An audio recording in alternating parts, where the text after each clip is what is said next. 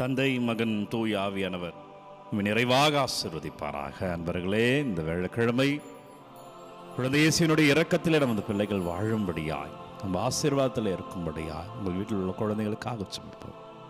வல்லமையான அற்புத குழந்தை இயேசு நம்மை நிறைவாக ஆசீர்வதிக்கும்படியாய், அவர் இரக்கத்திலே, ஆண்டவருடைய இரக்கத்திலே வாழும்படியாய் நம்ம முழுமையாய் அர்ப்பணித்து செபிப்போம். அன்பர்களே, ஆறுதல் இல்லாதவர்களுக்கு ஆறுதல், ஆறுதல் இருப்பவர்களினுடைய ஆறுதலை கெடுப்பதற்கு அல்ல, ஆறுதல் இல்லாதவர்களுக்கு ஆறுதல். இயேசு இன்றைக்கு நற்செய்தியிலே பாவிகளோடு வரி தண்டுபவரோடு உணவு அருந்துகிறார். மத்திய நற்செய்தி 15வது அதிகாரம் 1-10.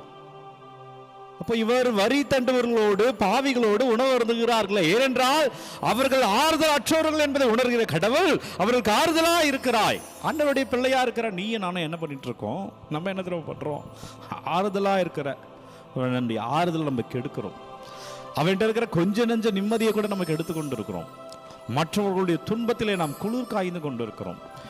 எப்படியாவது நல்லா இருக்கிறவர்களை பார்த்து எதையாவது ஒன்று சொல்லி அவர்கள் மனதுங்களை காயப்படுத்தி கொண்டிருக்கிறோம். ஆனால் ஆண்டவருடைய பிள்ளை எப்படி இருக்கணும்? உங்க தலைவர் எப்படி இருந்தா, உங்க தலைவர் இயேசு கிறிஸ்து எப்படி இருந்தா, நம்ம அப்பா எப்படி இருந்தார் என்றார், பாவிகளை தேடி போகிறார். அதான் சொல்லுகிறார், உங்ககிட்ட 99 ஆடுகள் இருக்கிறது, பத்திரமாக இருக்கிற ஒன்றே ஒன்று காணாமல் போனது. நீங்க என்ன பண்ணுவீங்க? அது ஒன்று தேடி போக மாட்டீங்களா? இதுவரை எல்லாரும் செய்வது ஒன்று தேடி எல்லாரும் போவோம். ஒரு ஆட்டை மேய்த்து கொண்டிருப்போம், போவோம். இப்போ அதுக்கப்புறம் இயேசு சொல்வதுதான், எவ்வளோ ஆண்டவர் அடுத்ததுக்காக நின்னாரு, நீ நானும் எவ்வளோ நிற்கணும்னு பார்த்துக்கோங்க. காணாமல் போன ஆட்டை கண்டுபிடித்தவுடன் அந்த ஆட்டை தோளில் போத்தி கொண்டு, இன்னைக்கு நற்செய்தி லூக்கா நற்செய்தி 15வது அதிகாரம் 1-10 வரை, அவர் தோளில் போட்டுக்கொண்டு வீட்டுக்கு வந்து விருந்து வைப்பாராம். ஏதாவது ஒரு ஆட்டுக்காரர் இதை செய்வாரா? மந்தையை மேய்த்து கொண்டு இருக்கிற மந்தையினுடைய தலைவன் இதை செய்வாரா? ஒரு ஷெப்பர்ட் அதை செய்வாரா?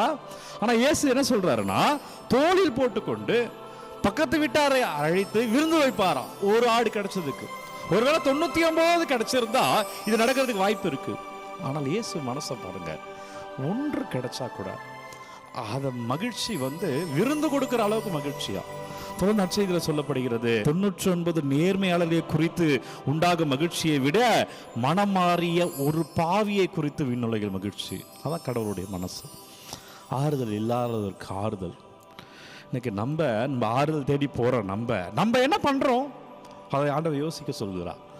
பிறருடைய ஆறுதலை கெடுக்கிற மனிதர்களாக நம்ம இருக்கிறோமே, பிறருடைய காயங்களிலே மகிழ்ச்சி அடைகிற மனிதர்களாக இருக்கிறோமே, எதையாவது ஒன்று சொல்லி அவர்களை காயப்படுத்துகிற மனிதர்களாக இருக்கிறோமே. ஆறுதல் தேடி போகிற நீ அடுத்த ஒரு ஆறுதலுக்கு என்ன செய்கிறாய் என்ற கேள்வி. ஆண்டவரே, நான் பிறருக்கு ஆறுதலா இருந்தேன் ஆண்டவரே அப்படி சொல்ல முடியுமா? ஆண்டவரே, எனக்கு இல்லை ஆண்டவரே, நிறைய கஷ்டங்கள் இருக்கு, ஆனால் நானும் பிறருடைய கஷ்டத்துக்கு நான் உதவியா ஏதாவது வகையில் உதவி செய்த சொல்ல முடியுமா? ஆண்டவர் இன்னைக்கு அதை தான் கேட்கிறார். நீ அடுத்தவனுக்கு என்னவா இருந்த? உனக்கு இது வேணும் அது வேணும் கேட்டு வரையே நீ என்ன செய்த அடுத்தவருக்கு? அப்போ நான் பிறருக்கு ஆறுதலாக இருப்பேன். ஆண்டவர் என்னை ஆசீர்வதிங்க ராஜா, எனக்கு ஆறுதல் தாங்க. அதை ஒன்று தேடி போனீங்களே, காணாமல் போனால் ஒரு ஆட்டை தேடி போனீங்களே, 99 விட்டுட்டு. ஆண்டவர், அந்த ஒரு ஆடு நான் தான் ஆண்டவர். அப்பா என்னை தேடி வாங்க ஆண்டவர், என்னை தொடுங்க ஆண்டவரை, கேளுங்க, அவர் தொடுவார். ஜெபிப்போம். அப்பா நன்றி, வல்லவரே நன்றி, நல்லவரே நன்றி, இந்த ஆசீர்வாதத்துக்கு நன்றி. இறைவா, ஜெபிக்கிற ஒவ்வொரு பிள்ளைகளும் தொடப்படுவார்களா? அந்த ஒரு ஆடு ஆண்டவரே நாங்கள் தான் ஆண்டவரே. காணாமல் போன அந்த ஒரு ஆடு, 99 ஆடுகளை விட்டு விட்டது ஒன்றை தேடி போனீரே, அப்பா எங்களை தேடி வாங்க, எங்கள் குடும்பங்களை தொடுங்க ஆண்டவரே. ஓ அற்புத குழந்தை இயேசு, வல்லமையா குடும்பம் ஆளப்படுவதாக ஆண்டவரே. அபிஷேகத்திலே நாங்கள் வாழ்வோமாக. இறைவா, கிருபையில நாங்கள் நிற்போமாக. பிள்ளைகளை உங்கள் விண்ணப்பங்களை எல்லாம் ஒப்பு கொடுக்கிறேன். நீ கமெண்ட்ல என்னவெல்லாம் ஜெபிங்க ஃபாதர், எது வேணும்னு கேட்கறீங்களோ ஒவ்வொன்றையா பாதத்தில் வைக்கிறேன். அவர் உங்களை தொடுகிறார், அவர் உங்களை ஆசீர்வதிக்கிறார். அவர் கிருபையிலே அபிஷேகத்தை காண்பீர்கள், வல்லமை காண்பீர்கள். வல்லமையான அற்புத குழந்தை இயேசு உங்களை ஆசீர்வதிக்கிறார். ஆண்டவர் பெயரில் வாழ்வீர்கள், நல்லது நடக்கும். எல்லாம் அல்ல இறைவன் நம்மை தலைவணங்கி இந்த ஆசீர்வாதத்தை பெற்றுக்கொள்வோம். தந்தை, மகன், தூய ஆவியானவர் நம்மை நிறைவாக ஆசீர்வதிப்பாராக. இந்த நாளும் இனிய நாளே. அன்பர்களே, ஒவ்வொரு நாளும் விடியற் காலை 3 மணிக்கு இந்த ஆராதனை வழங்கி கொண்டிருக்கிறேன். யாருக்கு தேவை நினைக்கிறீங்களோ அவர்களோடு பகிர்ந்து கொள்ளுங்க.